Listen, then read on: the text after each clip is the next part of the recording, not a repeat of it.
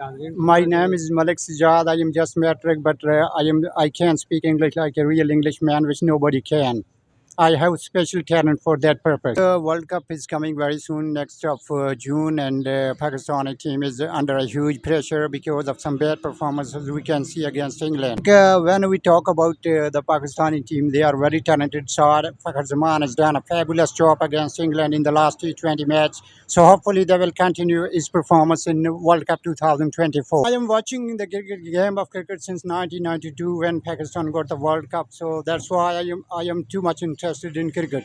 नहीं, मैं काम वगैरह यहाँ पर मकबूल जनरल स्टोर पर काम करता हूँ लोड में। इंग्लिश स्पीकिंग है, टॉप क्लास की है, तो इसके जी। बारे में देखें, ये इंटरेस्ट की बात होती है। कोई भी बंदा अगर किसी चीज़ से बहुत ज़्यादा जिस चीज़ से इंटरेस्ट हो तो वो आदमी वो जो है वो बहुत जल्द ये सीख जाता है। और ये तमाम क्रेडिट जो है ये पाकिस्तान क्रिकेट की वजह से जो मैंने सीखा है ये अब आपके सामने है।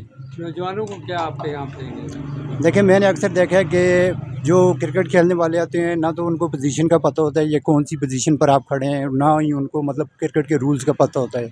तो मेरे ख्याल में इस तरह की जो अवेयरनेस जो है वो प्लेयरों में होनी चाहिए। और बेसिकली जो मोस्ट इम्पोर्टेंट थिंग है, जब आप इधर उधर किसी टूर्नामेंट में पार्टिसिपेट करते हैं तो वहाँ पर जो है वो वहाँ पर आपको बोलना पड़ता है, तो थोड़ी सी एजिटेशन होती है प्लेयरों के अंदर।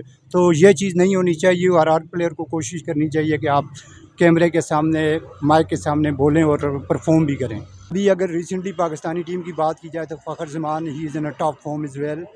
और अगर कमेंट्री की बात की जाए तो Tony Greig is my favourite commentator.